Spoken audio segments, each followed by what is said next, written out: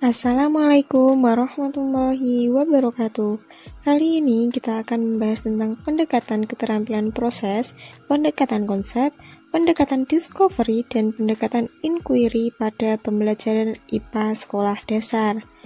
Kami kelompok 1 yang beranggotakan oleh Indah Wulandari, Widyawati, Dwi Amalia, Ahmadi Somrijani, Denis Aprilia, Rizky Maulana. Yang pertama, kita akan membahas tentang pengertian konsep pembelajaran IPA sekolah dasar. Pembelajaran merupakan suatu upaya yang dilakukan sengaja oleh pendidik dengan tujuan menyampaikan ilmu pengetahuan, mengorganisasi, dan menciptakan sistem lingkungan dengan berbagai metode sehingga siswa dapat melakukan kegiatan belajar secara efektif dan efisien serta dengan hasil yang optimal. Selanjutnya, kita akan membahas tentang pendekatan yang dapat digunakan dalam pembelajaran IPA SD. Sebelumnya, kita harus mengerti pengertian pendekatan. Apa sih pendekatan? Pendekatan merupakan sudut pandang kita terhadap proses pembelajaran baik aktivitas kajian, interaksi, dan relasi dengan individu atau kelompok melalui penggunaan metode-metode tertentu secara efektif dan efisien. Macam-macam pendekatan yang dapat digunakan dalam pembelajaran IPA sekolah dasar yaitu pendekatan keterampilan proses, pendekatan inquiry, pendekatan konsep, pendekatan discovery atau penemuan terbimbing. Selanjutnya yaitu pendekatan keterampilan proses. Pendekatan keterampilan proses IPA merupakan suatu pembelajaran yang dianjurkan dalam mengajar IPA. Keterampilan-keterampilan proses IPA dapat dikembangkan bersama-sama dengan fakta, konsep-konsep, dan prinsip-prinsip IPA. Keterampilan proses IPA yang dikembangkan pada anak sekolah dasar merupakan suatu modifikasi dari keterampilan proses IPA yang dimiliki oleh para ilmuwan sebab disesuaikan dengan tingkat perkembangan anak dan materi yang diajarkan. Selanjutnya yaitu keterampilan proses IPA merupakan suatu pendekatan yang dapat ditempuh para ilmuwan dalam usaha mereka memecahkan misteri-misteri di dalam alam.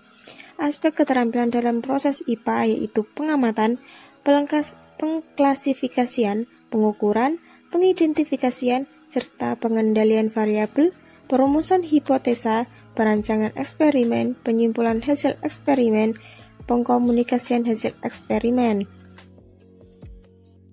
Kedua yaitu pendekatan inquiry. Menurut Webster, kata inquiry mempunyai arti pertanyaan atau penyelidikan. Biasa memberikan definisi pendekatan inquiry sebagai pendekatan yang mempersiapkan situasi bagi anak untuk melakukan eksperimen sendiri, mengajukan pertanyaan, dan mencari tahu sendiri jawaban atas pertanyaan yang mereka ajukan. Pendekatan inquiry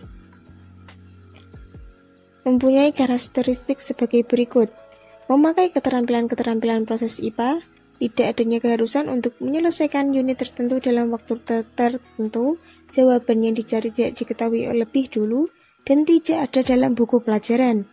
Murid-murid bersemangat sekali untuk menemukan jawaban atas pertanyaan mereka sendiri. Langkah-langkah dalam pendekatan pembelajaran metode inquiry yaitu orientasi, merumuskan masalah, mengajukan hipotesis, mengumpulkan data-data, menguji hipotesis, merumuskan kesimpulan. Yang ketiga yaitu pendekatan konsep. Pendekatan konsep merupakan suatu pendekatan pengajaran yang secara langsung menyajikan suatu konsep tanpa memberi kesempatan kepada siswanya untuk menghayati bagaimana proses konsep itu diperoleh. Konsep adalah sebuah pemikiran seseorang atau sekelompok orang yang dinyatakan dalam definisi sehingga menjadi pengetahuan yang meliputi prinsip-prinsip, hukum, dan teori. Langkah-langkah mengajar pada konsep ini memiliki 3 tahap, yaitu tahap enatik, tahap simbolik, dan tahap ikonik. 4. Pendekatan discovery atau penemuan terbimbing. Model pembelajaran discovery merupakan kegiatan pembelajaran yang melibatkan secara maksimal seluruh kemampuan siswa untuk mencari dan menemukan sesuatu secara sendiri dengan sistematis, kritis, logis, analitis, sehingga mereka dapat merumuskan sendiri penemuannya dengan sangat percaya diri.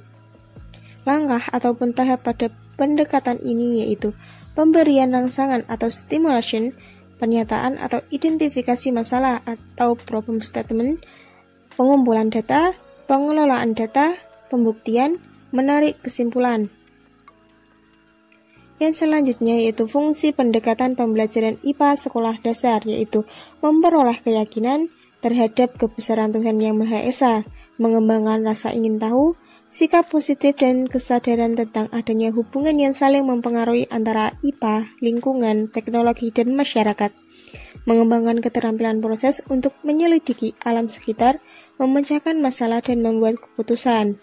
Kekurangan dan kelebihan pada pendekatan pembelajaran IPA sekolah dasar yaitu: yang pertama, kelebihan, yaitu strategi atau model atau siasat yang digunakan dalam pembelajaran bermacam-macam metode atau model. Pengajaran berubah dari teacher center menjadi student center, mendorong siswa untuk berpikir dan bekerja atas inisiatifnya sendiri, mendorong siswanya untuk berpikir intuitif dan merumuskan hipotesisnya sendiri. Kekurangan dalam pendekatan pembelajaran IPA sekolah dasar yaitu memerlukan perubahan kebiasaan cara berpikir siswa yang menerima informasi dari guru secara apa adanya. Guru juga dituntut untuk mengubah kebiasaan mengajarnya yang umumnya sebagai pemberi atau penyaji informasi menjadi fasilitator, motivator, dan pembimbing siswa dalam belajar. Oke. Pada kali ini materinya sudah selesai, silakan dipahami, dipelajari, dan selalu belajar. Terima kasih.